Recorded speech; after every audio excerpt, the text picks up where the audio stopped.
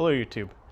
Today we're going to talk about my favorite stoves on the trail. One ultralight and one still kind of ultralight, but just a little larger. So the reason I have two very similar but also very different sets is because of weight. This one I take when I'm doing fully ultralight. This one is when I actually feel like I'm going to possibly cook something, or maybe I'm boiling water for two people. This will make a huge difference for that. So let me go ahead and show you what I'm using here. So they're both Tokes, if you couldn't tell by the bag. Okay. You'll kind of see how I have them packed in here as well. You'll notice one major difference between the small one and the larger one is that on the larger one, I actually got the one with the bail handle. So this is because I want to be able to cook over open fire or other scenarios. You never know when you're going to run out of fuel and want to boil water. This just makes it very possible to do it over a fire. This you still could, but instead of hanging it, you would actually have to put it into the fire and then retrieve it out afterwards. That's really the only way, unless you had some sort of stand to put it on. So that's the major difference between those two. So this is the Tokes 750 with the bail handle. This is the Tokes 550 without. This one is slightly lighter, not by a whole lot, but it does make a difference. Okay, I'll bring over here and show you what's inside of them. Okay, so in the Tokes 550, don't know if you can see that, I have BRS stove, I have a little scrubby, and I have a lighter. And that's because the BRS doesn't actually have an igniter. And then I also have my fuel, if you didn't notice that. For the 750, I have the Camping Moon stove. I think it's the XD2F or something like that. I'll put links and whatnot in the description later. But this stove is a little larger, so it definitely won't fit in the 550, but it also has a self-igniter. So that right there makes it so I don't need a lighter. I do keep one as a backup, but it's very nice. This one also handles wind a lot better, simply because of the fact that it has a little wind guard on the edge there. So that also makes a major difference. So let me get these set up. I'll kind of show you the differences and compare. Okay, so one other thing that actually came with the Camping Moon stove was its carry case, which is actually very nice. Like, that is nice. I don't think I'll be using it on trail, but if I ever bring this somewhere else, this is very nice to carry it in. But it also, I got the one that came with the little stand for your isobutane. Let me show you that. So this actually fits. So this actually fits the small as well as the larger ones. So I have a smaller one right now, so I'll show you that. And that's actually really nice. I don't know how many times I've tipped over a stove on trail, or how many times you possibly have, but it happens all the time, especially with a small stove like the BRS. Okay, the first thing you can see is the size difference between the two right now. Now that it's all put together, you can truly see it is quite a bit different. But that's because it's for two different scenarios. This one's really wind resistant. It's very, it's good for lower temperatures because of the fact that it does have a regulator. This one is just fuel goes straight through. So there's really nothing that regulates that, meaning cold temperatures are an issue. And I can confirm that because last year I was on a backpacking trip down like, I think it was like 5-10 degrees Fahrenheit, which already you probably shouldn't be using isobutane down to that without an inverter stove in the first place. However, this stove certainly had an issue. I got it working. I had to severely warm up this by actually putting it near one of those hand warmers that I had in my boots overnight, and that warmed it up just enough to get it working. I wouldn't recommend that, but it did do the trick. So this is now officially kind of my mid-season one.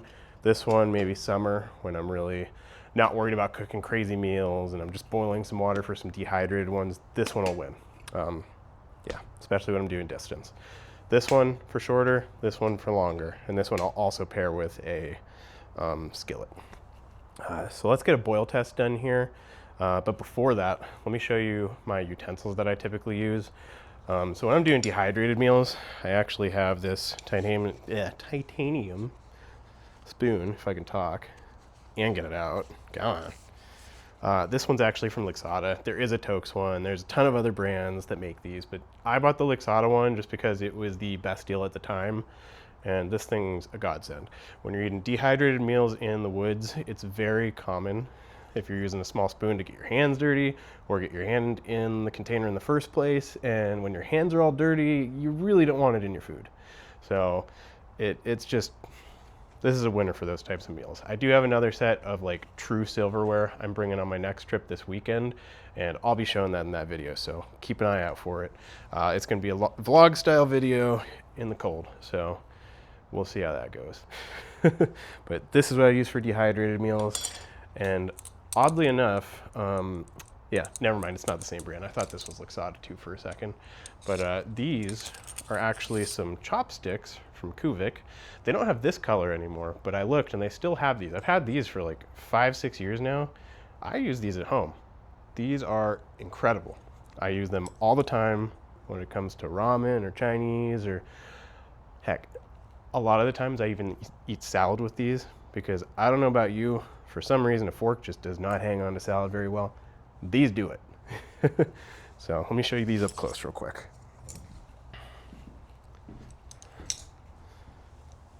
All right, so this is the spoon. Notice the polished bowl. That makes a huge difference texture-wise when you're eating. Definitely recommend that. Whoops. Then this is the case for the Kuvik. These are absolutely incredible. They are actually titanium as well, and they work very well.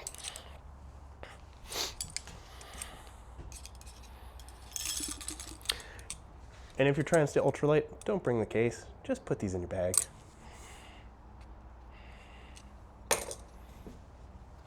You can bring the case for this one. This weighs like nothing.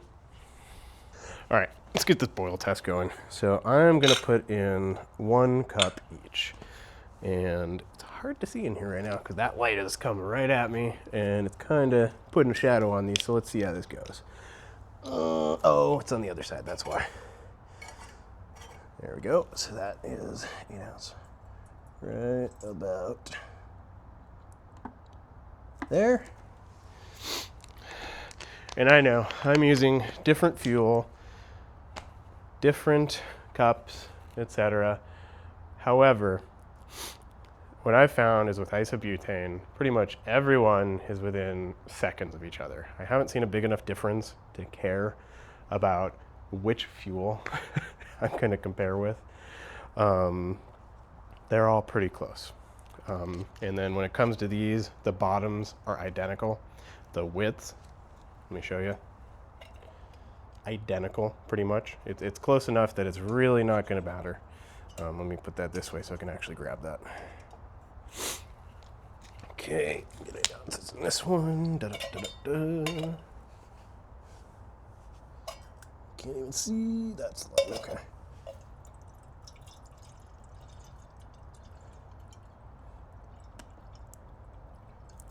Okay. Okay. So let's get the lid on that. Lid on that. Let me see. Are these interchangeable? That'd be pretty cool. They are. See? Same width. Pretty much. It's close enough, man. All right. So we'll have to get this one going first just because this one's going to need a lighter. So let me grab that. You have a couple ways to light this one.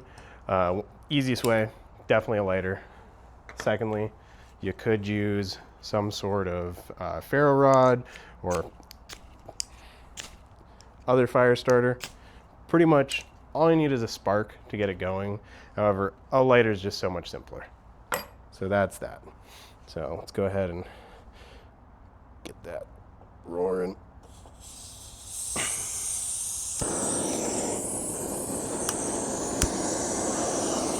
Okay.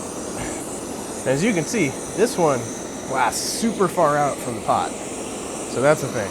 Like I hate putting this one at full blast because it's actually terrifying. So to get the most efficiency, I'm gonna put it so it's mostly underneath it. This one's pretty much all underneath it, just the way it's designed, because of that wind guard, it shoots straight up. But yeah, the BRS, it's insanely powerful for how small it is. That's why when it comes to being ultralight, it's actually very good.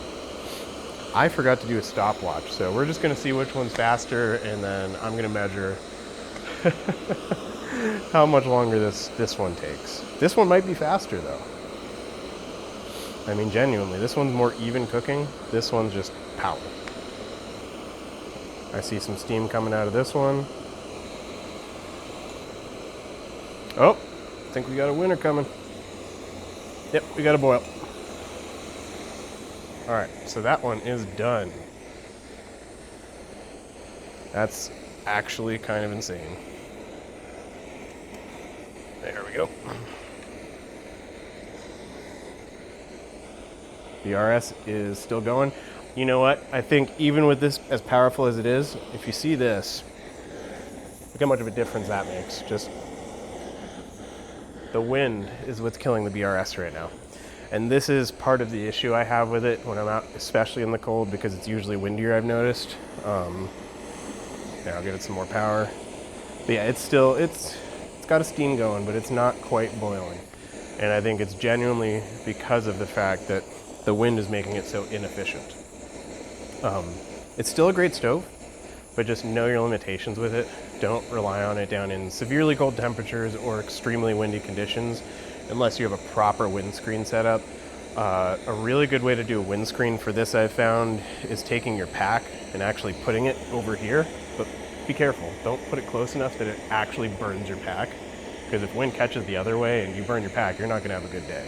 Okay, we're starting to get some steam. Are we boiling? We are. Woo! See, and the BRS is insane. It actually puts up so much that my thumb burnt my hair off from right here. But yeah, as you could tell, they both have very decent boil times, honestly, for what they are. This one, the Camping Moon XD2F, by far the winner. Now, it is twice the price at $30 some versus I think 15 still.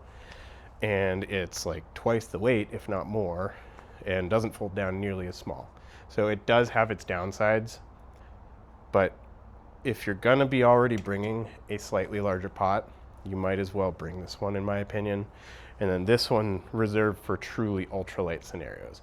If you're really trying to shave every gram out of your pack, go with this one. It's a great stove. I've never had any issues with it other than cold weather and wind. But those you can solve for, just be prepared for them. So either way, both are great stoves. I appreciate you watching. Have a great day.